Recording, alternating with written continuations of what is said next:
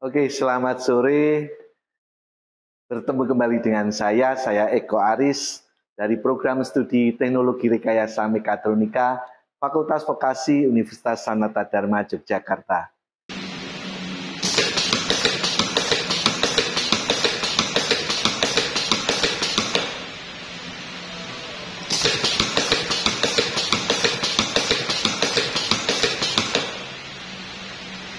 Nah, sudah lama tidak bertemu ya. Saya sudah lama juga tidak membuat video secara langsung seperti ini untuk tutorial mekatronika. Nah, hari ini untuk pertama kalinya di tahun 2025 saya membuat tutorial mekatronika. Nah, semoga apa yang saya sampaikan di sini bermanfaat. Nah, apa yang nantinya akan kita diskusikan hari ini adalah bagaimana kita mengendalikan sistem elektropneumatik dengan menggunakan PLC. Nah, untuk mudahnya kita akan mengawali dengan studi kasus, ya, studi kasus. Nah, di belakang saya di sini sudah ada beberapa catatan yang nantinya akan membantu diskusi kita. Oke, nah kita akan coba santai ya, santai. Semoga nanti dengan santai di sini kita dapat belajar jauh lebih banyak. Oke, mari kita lihat. Nah, studi kasusnya adalah seperti ini. Jika tombol 1 ditekan, silinder 1 akan maju sampai maksimal. Setelah itu, silinder 2 akan maju sampai maksimal. Setelah itu, silinder 2 akan mundur sampai minimal. Setelah itu, silinder 1 akan mundur sampai minimal. Sistem akan berulang kecuali tombol 2 ditekan. Apabila tombol 2 ditekan, maka kedua silinder akan berhenti setelah menyelesaikan sekuensial terakhir. Nah, ini studi kasus kita yang tentunya kita terjemahkan di sini dari kasus real yang ada di lapangan. Nah, nanti kompetensi penting yang pertama adalah bagaimana nantinya Anda menerjemahkan kasus yang ada di lapangan menjadi salah satu tulisan yang ada di sini. Ya, dengan tulisan yang ada di sini kita akan lebih mudah untuk memahami bersama, ya. Jadi memotret kasus yang ada di lapangan untuk kita tampilkan dalam tulisan kasus yang ada di sini, ya. Nah, apa yang nantinya akan kita lakukan? Jadi kita selalu membiasakan di dalam perkuliahan pun, di dalam praktek mekatronika yang ada di sini, kita selalu membiasakan bekerja sesuai dengan prosedur. Ya, karena nantinya kalau kita bekerja sesuai dengan prosedur, maka kita akan dapat lebih mudah melakukan proses troubleshooting apabila nanti di tengah jalan kita punya kendala. Ya. Nah, prosedur yang biasa kita lakukan, ya, yang selalu kita lakukan, kita ulang terus-menerus adalah yang pertama, dari kasus yang ada di sini, kita mengidentifikasi, ya, mengidentifikasi input-output PLC karena kita nantinya akan membuat program PLC untuk pengendalian sistem elektroneumatik, maka yang penting adalah kita mengidentifikasi input-outputnya. Ya, tentunya kalau sistemnya ini belum kita develop, kita bisa bebas. Katakanlah silinder 1 nanti adalah silinder double acting atau silinder single acting, terus kemudian valve-nya pakai yang 5/2, 3/2, single solenoid atau double solenoid, itu nanti tergantung dari kita. Tentunya berdasarkan kebutuhan real yang ada di lapangan. Tetapi untuk kasus kita di sini, kita sudah menetapkan, ya. Jadi nanti silinder 1 kita menggunakan silinder kerja ganda. Posisi minimal dan maksimalnya kita menggunakan limit switch. Silinder 2 juga silinder kerja ganda, posisi minimal dan maksimalnya menggunakan limit switch. Jadi nanti ada 2 silinder, ada 4 limit switch. gitu ya. Silinder 1 dikendalikan oleh 5/2, katup 5/2 solenoid ganda atau double solenoid. Sedangkan silinder 2 itu dikendalikan oleh katup 5/2 solenoid tunggal atau single solenoid. Ya. Terus kemudian dari di sini ya, maka kita bisa mengidentifikasi bahwa inputnya itu tombol dan sensor yang mendeteksi posisi minimal dan maksimal silinder. Nah, nanti identifikasi di situ kita tuliskan ya. Di sini tombol 1 kita hubungkan ke alamat 000.06. Tombol 2 alamat 000.07. Nah, Anda juga bebas. Nah, karena apa di sini saya tulis di sini karena rangkaiannya di sini sudah ada, ya. Nah, kalau nanti Anda yang develop, Anda bebas. Katakanlah tombol 1 ke alamat 0, tombol 2 ke alamat 1 dan seterusnya, ya. Nah, kemudian limit switch-nya 1 LS1 dan 1 LS2 itu untuk mendeteksi minimal dan maksimal silinder 1. Itu dihubungkan ke alamat 02 dan 03. Sedangkan limit switch 2 LS1 dan 2 LS2 itu untuk silinder 2, ya. Kita hubungkan ke alamat 4 dan alamat 5. Nah, dalam pengkodean 1 di depan ini artinya digunakan untuk aktuator atau silinder 1. 2 berarti untuk silinder 2. Sedangkan yang di belakang 1 dan 2 ini 1 untuk minimal, 2 untuk maksimal. Nah, ini alamat inputnya sudah, berarti ada 6 input, teman-teman. Nah, kemudian alamat outputnya, ini karena kita tadi menggunakan double solenoid untuk silinder 1 dan single solenoid untuk silinder 2, maka kita punya 3 solenoid. 1Y1 dan 1Y2, ini untuk solenoid yang double, gitu ya, untuk silinder 1. Kita hubungkan ke 101, ya. 00 dan 10101. Terus 2Y1 kita hubungkan ke 10102. Nah, di sini kita menggunakan PLC-nya adalah Omron CP1E. Ya, Omron CP1E. Nah, ini sudah kita identifikasi dan nanti alamatnya kita hubungkan kemana sudah kita identifikasi. Nah, karena kita nantinya menggunakan sistem elektroneumatik, maka kita harus membuat rangkaian elektroneumatik. Nah, di sini ini juga gambar simbolnya ini adalah standar. Jadi Anda sebagai orang mekatronika harus menguasai kompetensi untuk menggambar. Baik menggambar elektrik, menggambar pneumatik, menggambar hidrolik, menggambar motor listrik, terus kemudian menggambar rangkaian yang ada di sini untuk masing-masing sensor dan sebagainya. Nah, di sini dengan adanya gambar di sini, identifikasi terus gambar elektroneumatik, maka kita nanti akan mudah untuk bekerja di dalam tim, saudara-saudara. Ya, jadi kalau tidak ada gambar di sini, Anda nanti akan repot, akan bekerja sendiri karena semua ada di dalam otak Anda.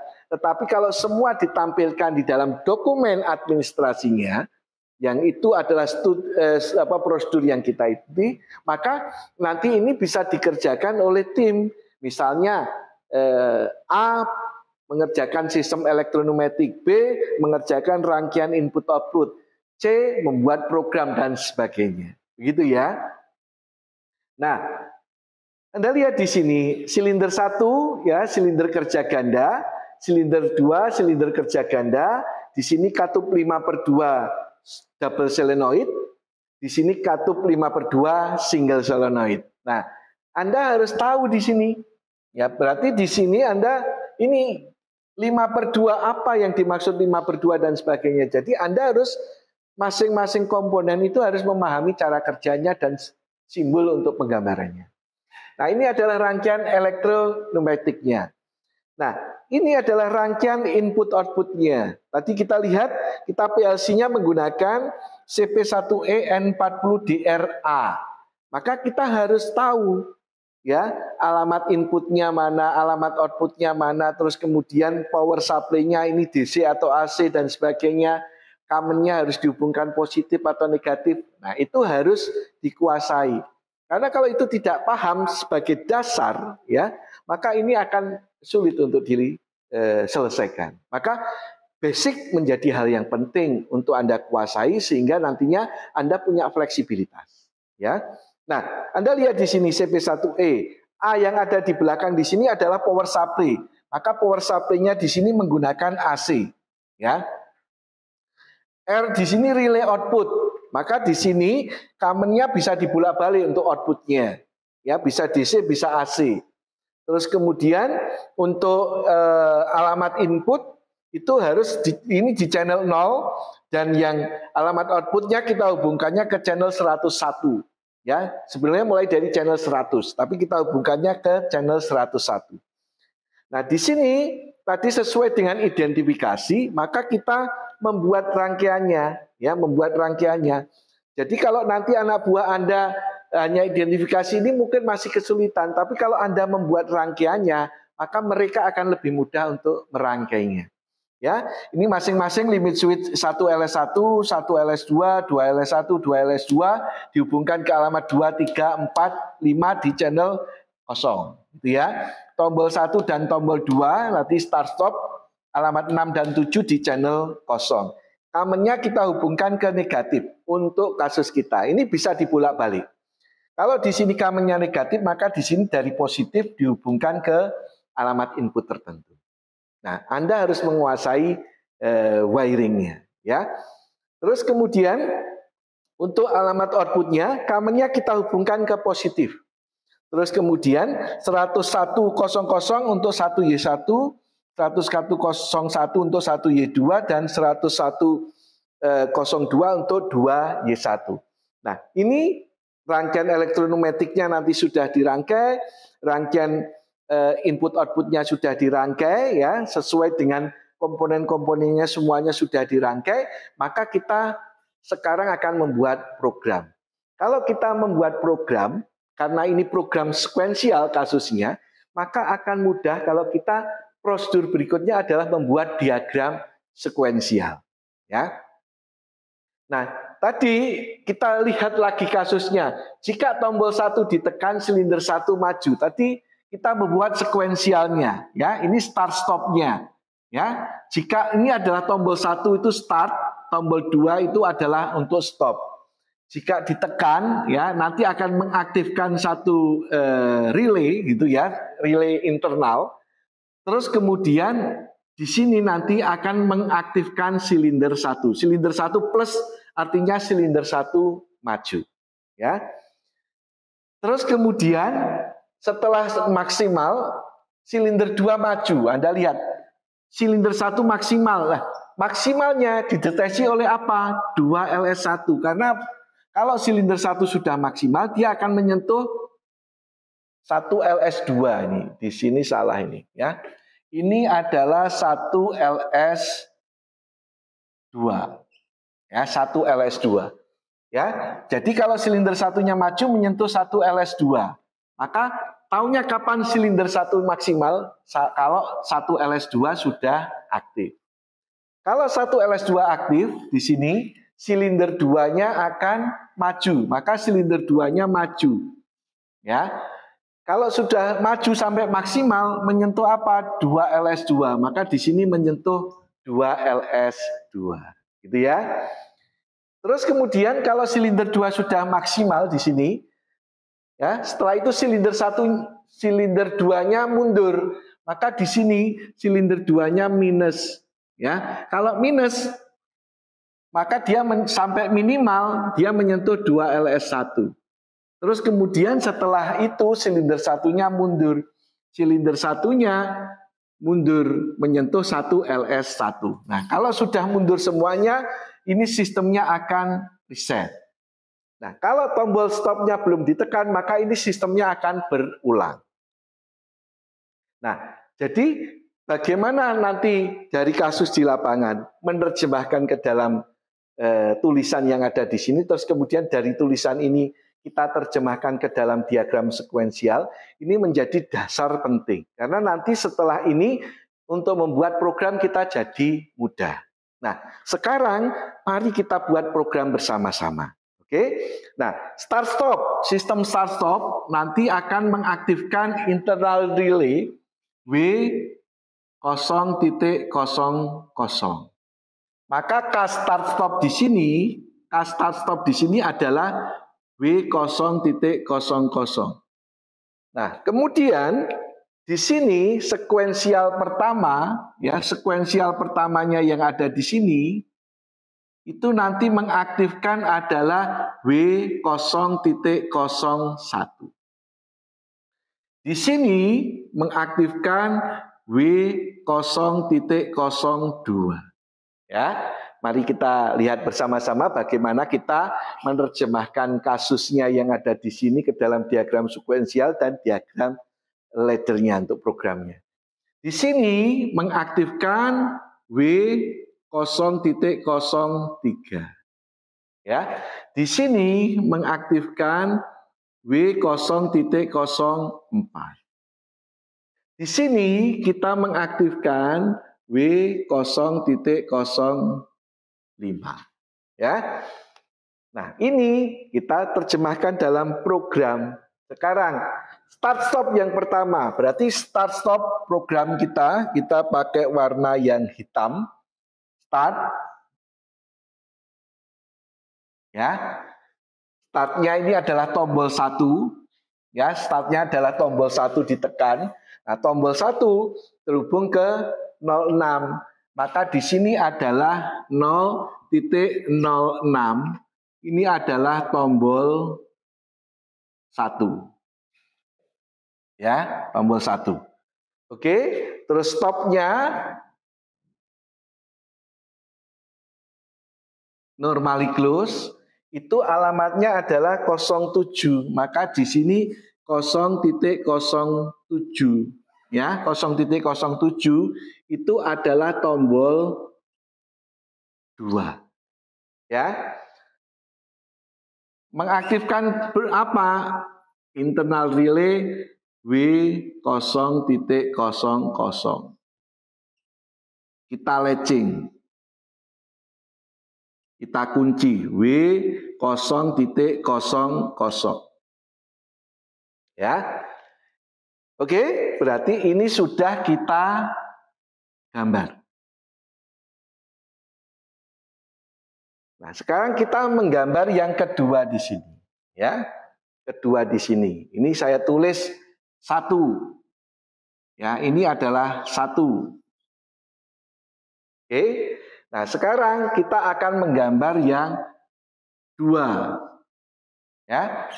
2 tadi syaratnya adalah W0.0. Maka di sini W0.00. Ini sebagai syarat pertama. Syarat kedua adalah 1LS1. Ya, syarat kedua adalah 1LS1. Nah, 1LS1 itu adalah 0.02. 0.02, ya. Ini adalah 1LS1. Ya. Syarat berikutnya adalah 2LS1. 2LS1 itu 04. Ya, 04. Maka di sini 0.04 ini 2LS1. Oke? Kemudian di sini di reset. Resetnya yang reset siapa? Yang reset adalah sequence terakhir W0.05. Maka di sini di reset berarti normally close oleh W0.05. Ya. Mengaktifkan siapa? Mengaktifkan W0.01. Ini mengaktifkan W0.01. Ya. Ini kita latching. W0.01. Sudah selesai di Oke, sekarang kita akan ini yang kedua. Sekarang kita akan menggambar yang ketiga. Ya, bisa ngikuti kan? Nah, Anda bisa juga langsung mengerjakan sendiri ya. Salah enggak apa-apa, gitu ya. Nanti kita belajar bersama. Yang ketiga, syaratnya adalah 1 LS2. 1 LS2 itu adalah 03. Maka di sini syaratnya adalah 0,03. Itu adalah 1 LS2. Ya. Kemudian ini sekuensial yang di sini itu kan harus terjadinya setelah sekuensial yang sebelumnya aktif. Maka ini W01 ini harus sebagai syarat di sini. Maka di sini harus ada W0.01 sebagai syarat. Ya, ini harus memberi syarat ke sini. Nanti ini harus memberi syarat ke sini. Ini harus memberi syarat ke sini. Ini harus memberi syarat ke sini. Gitu ya. Oke, ini maka tadi 1 LS2 syaratnya adalah W01. Mengaktifkan berapa? W0.02. Kita kunci. W0.02. Sudah selesai kita gambar. Untuk yang 3. Oke, sekarang yang keempat. Ya, maka kita gambarkan, ya kita percepat. Ini saya tak duduk, ya supaya mudah, gitu ya. Oke, mohon maaf agak membelakangi supaya nanti cepat ya. Sekarang kita urutkan. Berarti yang keempat itu adalah 2LS2. 2LS2 itu adalah 05. 0.05 ini adalah 2LS2. Syaratnya adalah W0.02 mengaktifkan W0.03. Kemudian di latching W0.03. Oke? Ini sudah selesai kita gambar. Sekarang kan yang ke-5. Ya, yang ke-5 saya gambarkan pakai ini yang ke-4, ini yang ke-5. Ya, di sini syaratnya 2LS1, 2LS1 itu adalah 4, 0.04 itu adalah 2LS1, syaratnya adalah W0.03. Oke, mengaktifkan W0.04. Oke, ini kita latching W0.04. Ya. Oke, ini sudah selesai kita gambar. Sekarang yang ke-6. Ya. Yang ke-6. Yang ke-6 kita buat yang merah, ini yang 5. Sekarang yang ke-6. Yang ke-6 syaratnya adalah 1 LS1. 1 LS1 itu adalah 0.02. Ini 1 LS1. Syaratnya adalah W0.04 mengaktifkan W0.05. Ya, ini bisa di latching, bisa tidak untuk yang terakhir. Supaya sama ini saya latching W0.05. Jadi ini sudah selesai kita gambar.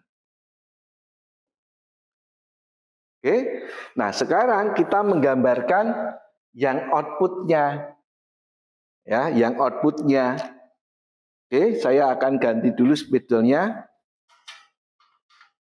Nah sekarang bagaimana menggambar outputnya? Anda lihat di sini tadi, supaya silinder 1 maju syaratnya adalah ini W0.01 ini aktif. Maka W0.01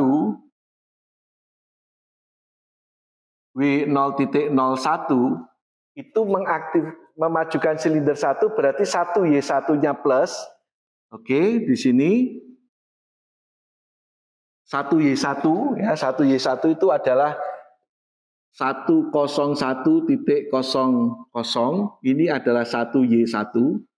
Ini supaya maju, tapi 1Y2-nya harus mati, maka W0.01 harus mematikan 1Y2. Maka di sini W0.01 mematikan, maka normally close mematikan adalah di sini 101.01 ini adalah 1Y2. Ini sudah selesai kita gambar. Ya. Terus kemudian silinder 2 maju. Silinder 2 itu kan 2Y1 yang mengaktifkan W02. Maka di sini W0.02 mengaktifkan 2Y1. 2Y1 adalah 101.02. 101.02. Ini adalah 2Y1. Oke, ini selesai kita gambar. Oke. Kemudian berikutnya apa? Silinder 2-nya mundur. Ya, 2Y1-nya minus. Yang memundurkan apa? W03. Ini kan sudah maju. Dimundurkan, dimatikan. Yang mematikan W0.03. Ya. Terus ini sudah selesai kita buat. Nah, terakhir silinder 1-nya mundur, artinya 1Y1-nya minus. Yang membuat minus siapa? W0.04. Maka di sini yang membuat minus adalah W0.04. Tapi 1Y2-nya harus plus. Tadi kan sudah mati. Maka di sini ya harus dihidupkan oleh W0.04. Ya. Oke, jadi sudah selesai programnya. Anda lihat dari kasus di lapangan, kita terjemahkan di sini, sesuai prosedur kita identifikasi, kita membuat rangkaian elektronumetik, rangkaian input-output, bahkan mungkin sebelumnya Anda sketch sistemnya, ya supaya lebih mudah memberikan potret gambaran. Terus kemudian dari sini kita terjemahkan ke diagram sekuensial. Dari diagram sekuensial kita terjemahkan ke dalam program PLC menggunakan diagram ladder.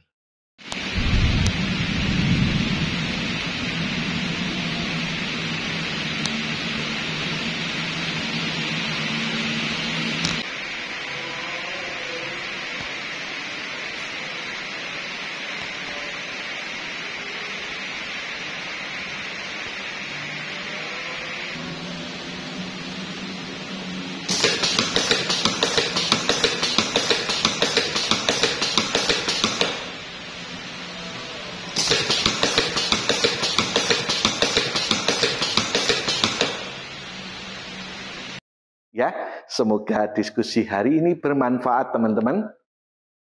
Sukses selalu, salam sehat, salam mekatronika, salam Indonesia merdeka. Oke, terima kasih.